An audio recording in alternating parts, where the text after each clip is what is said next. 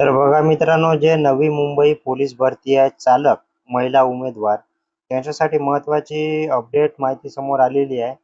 आणि जे पोलीस भरती जे पोलीस चालक भरती होती महिला उमेदवारांची 2 मार्च 4 महिला उमेदवार पोलीस भरतीच्या चाचणीसाठी आलेले नसते काही अपरिहार्य कारणास्तव.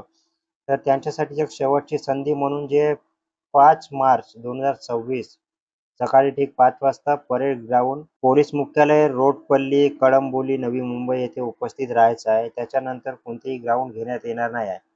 एक शेवटची संधी म्हणून तुम्हाला 5 तारखेला बोलावण्यात आलेलं आहे.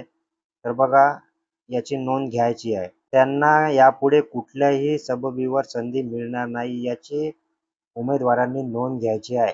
तर बघा, ज्यांचं कोणत्या कारणास्तव ग्राउंड राहिलेलं असतील पोलीस चालक महिला उमेदवार, तर त्यांनी 5 मार्च सकाळी 5 वाजता ग्राउंडवर उपस्थित राहायचं आहे, अशी नवीन अपडेट समोर आलेली आहे.